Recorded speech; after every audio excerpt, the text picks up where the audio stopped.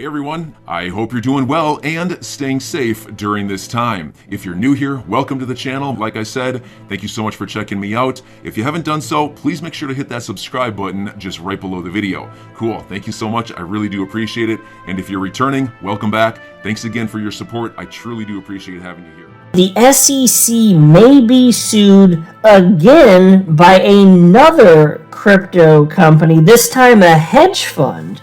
Interestingly enough, and attorney John Deaton says it's about time. I'll share with you his specific comment. Also, there are new SEC regulations that have been proposed for crypto, and let's just say that they're a bit vague. In fact, they're so vague that despite the length of the proposed regulation, which is tremendous, I'll share with you in just a moment, despite that, it doesn't add clarity for the crypto space. Plain and simple. Also, there's a new use case for XRP highlighted by attorney John Deaton I wanted to share with you. And also, attorney John Deaton brought up the point that people who say XRP is a security, they won't explain how the Howey test applies to it. And so there was a few thoughts I want to share with you, and I jumped in and had a very short, was part of a very short thread with that as well. And also, just for fun at the end, I'm gonna briefly run through this article. Here's the headline from you today. Arby's wants to offer virtual food in metaverse. Folks, no one wants Arby's in real life. So, like, who the hell does Arby's think will buy their fake food in the metaverse? Like, just when I think I'm starting to get a grasp of crypto and start to understand a bit of the metaverse, Arby's comes along and makes me question everything. Now, I do want to be clear at the outset, I do not have a financial background of any kind. I am not offering financial advice, and you definitely should not buy or sell anything because of anything that I say or write. I'm just an enthusiast who enjoys making YouTube videos about crypto-related topics, but just as a hobby and just for fun, damn it. So here's the headline from Decrypt. Grayscale considers flipping the script and suing SEC over Bitcoin ETF. And actually, before I share with you the specifics, I'm going to share with you attorney John Deaton's comment and how he felt about this. He wrote the following. With all due respect, guys, it's about time. Sometimes the best move is to stop waiting and go on the offensive. The SEC cannot justify its arbitrary and capricious decisions. You will win. I gotta tell you, I agree with that. And I've been saying this, it's true of Coinbase too. Coinbase, they just capitulated basically. Remember their Lend product? Where they're going to offer interest-bearing accounts to their customers, and then they sent the proposal over to the SEC, and the SEC said, yeah, if you do this, we're going to sue you. We're going to sue you into oblivion. Yeah, you won't exist anymore. That's effectively what they said. Just going to sue. Then there was no path forward, and they wouldn't, not that they couldn't, they wouldn't tell Coinbase what they were doing wrong. So there was no path forward there, and so Coinbase just gave up. Like, the SEC, they're acting like thugs here. I understand that it takes risk, but those that have the fortitude and the war chest necessary to make it happen, like, they're the ones that are going to have the riches in the end. But to take it laying down like this is not ideal, which is why I'm so impressed by companies like Ripple, obviously, who's really bringing the fight to them. I'm impressed by exchanges like Uphold, who, although of course they're not being sued, at least not now, they're refusing to take this line down. They're like, no, XRP is not a security. They're basically saying, if you want us to stop selling XRP, you better prove that it's a security in the court of law. And so I appreciate this, and now I appreciate Grayscale, which is saying effectively, it's possible. So take a look. It's in the article, not from Decrypt.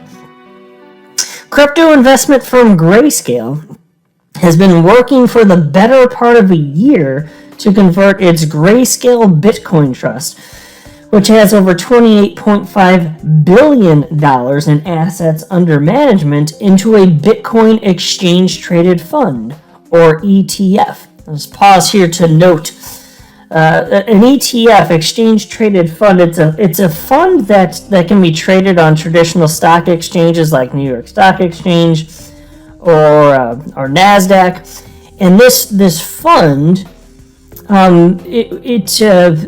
the theory is that it's supposed to move in line with Bitcoin, and it doesn't always, but in a general sense, it's going to be more or less in line. That's typically what you expect from an ETF. So when you purchase the ETF, you're not actually purchasing Bitcoin, but Grayscale, which is would be in this case, if approved, the one running the Bitcoin ETF. It would be backed by actual Bitcoin, so they'd be actually holding it, which is good because that impacts the actual supply of Bitcoin. So if more's got to be held and more people are purchasing, even just the ETF and then that makes Grayscale purchase more. Of course, it's supply and demand. Supply and demand economics 101. Like, that's what it is. So that's good. I'd love to see more of this. There's a finite amount of Bitcoin, and yeah, let's get more of that locked up because more people are getting in. And you could say, well, okay, why aren't these people just buying Bitcoin straight up then? Well, not everybody's comfortable, let's say, jumping onto Coinbase or pick your cryptocurrency exchange, delving in that way. But if there's just this new option to purchase and it's on platforms they're already familiar with, it stands to reason that some people would put a certain amount of money in, and they don't have to do anything new. It's just a new option, and they start purchasing. So, although I would rather hold physical Bitcoin or XRP or whatever it is, not everybody feels that way. And so, give people the options. There will be a lot of money just pouring into it. I do believe that. But so anyway, it's basically just a representation of Bitcoin. It's not Bitcoin itself. And mind you also, and this is part of what makes it more ridiculous, you may recall, I can't remember, when was it? Was it October of last year? It was probably somewhere around then. The SEC, maybe it was November, I can't remember. The SEC did approve a futures Bitcoin ETF, but not Bitcoin itself. So that doesn't involve the actual purchase. And so this is ridiculous to me, though, because the reason that they don't want to have a Bitcoin ETF is because they're claiming that there's too much manipulation, there's too much uncertainty. And I'm sitting here thinking, damn, bitch, that's a straight up freaking lie, because when you approved a futures Bitcoin ETF, you think that's not going to track along with the price of Bitcoin? I just don't buy this. I frankly just don't get it. I don't know what the real reason is. I don't buy that ridiculous argument, though. Anyway, piece continues. Standing in its way, however, is the U.S. Securities and Exchange Commission, which has yet to approve any crypto spot ETF for American investors, with the agency to set a decision by July 6th. CEO Michael Sonnenschein would consider suing the agency if the application is rejected. He told Bloomberg in response to a question about a potential lawsuit, quote, "I think all options are on the table," end quote. Golf clap for Michael there. I would love to, if he doesn't get approved, I would love to see that. There is no excuse for there to not be a Bitcoin ETF at this stage in the game. Bitcoin's been around 13 years. It's close to $1 trillion market cap at the time that I'm recording this, and it has been over $1 trillion market cap.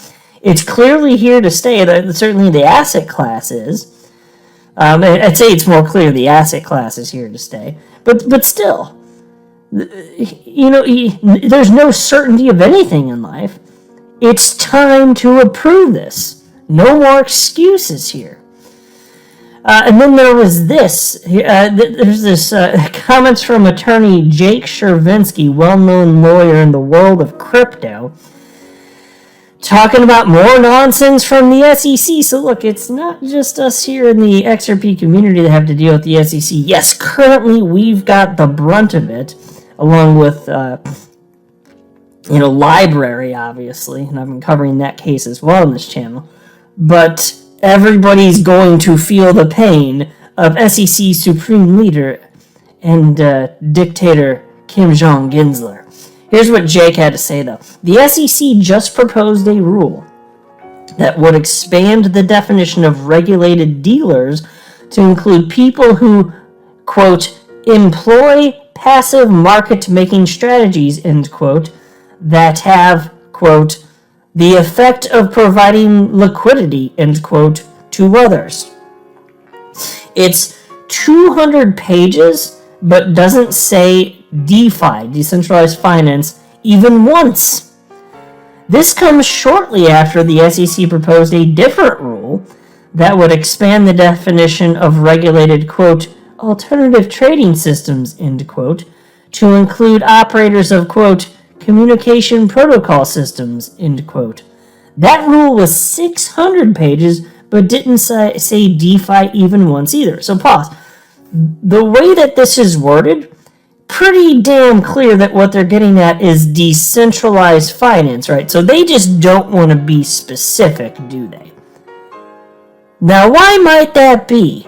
Well, attorney John Deet knows why. I'm going to share with you the reason he thinks this is the case in just a moment, but there's a little bit more from Jake first. He also said, unfortunately, the SEC continues to introduce massive confusion and uncertainty into the very same markets it seeks to regulate. In a healthy rulemaking process, we wouldn't have to guess at the SEC's intent or its underlying goals. This is far from a healthy rulemaking process. Yeah, ain't that the damn truth? And so here's what attorney John Deaton had to say about that. The SEC intentionally causes a confusing and vague regulatory environment. It does so in order to provide the SEC maximum prosecutorial optionality. And there's a reason he wrote that in all caps, by the way. Maximum prosecutorial optionality. By keeping things vague, and if you're an entrepreneur, you're like, well, what does this mean? What does that mean? Well, you can't get clarity from the SEC. But since it's so broad, these regulations, if you even want to use that term loosely, since they're so broad, you can just sue anyone for anything. That's the strategy. And then John Deaton said, Jeremy Kauffman of Library is 100% on point when he says they fear providing a clear framework entrepreneurs can meet. It's sick. Absolutely, that's true. Now take a look at this. Here's a tweet from attorney John Deaton. Who knew you could pay rent with a security? Below is another use case of XRP being utilized as a substitute for fiat currency. Pursuant to paragraph 26 of the lease, the landlord is to be paid in XRP. And so indeed this is a contract with the landlord, and the relevant portion reads as follows.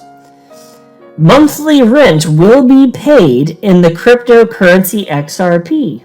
Here is a wallet address and destination tag for Valhill Capital. Now that sounds familiar. That's because Valhill Capital, who I believe it's Jimmy Valley, who actually runs, he might be the CEO, I'm not sure, but I don't recall his exact position, but he's the one that's very well known in the XRP community for suggesting that it's quite probable that XRP would be worth over $35,000 I actually made a video just the other day, coincidentally, where I really challenged strongly the rationale for why he believes what he believes. That's okay, but thoughtful minds, adults can respectfully disagree. I just don't think it's particularly reasonable to have that, and I articulated at great length why. It's like a 35-minute video.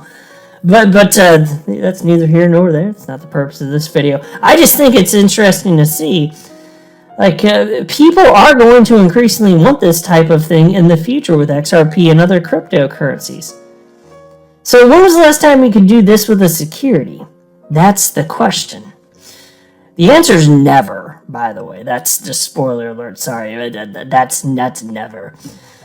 Now check out this. From attorney John Dean. Have you noticed that the people that call XRP a security offer no analysis? They simply say XRP is a security. When you ask them to explain how it's a security under Howey, they don't offer an analysis, only conclusions. Even the SEC's complaint is 100% conclusory. And folks, I don't know if you never stop to think about it in such terms. If you go back to the original legal complaint from December 22nd of 2020, they make all sorts of accusations, but they never explain in the however long, I can't remember if it's like 70 or 90 pages, whatever the damn thing was, it was long. Not at any point in that initial legal filing against Ripple, not once did they explain why XRP satisfies the Howey test, meaning that, because if it satisfies Howey, that means it is a security. So they don't ever explain that. In all the pages, not once.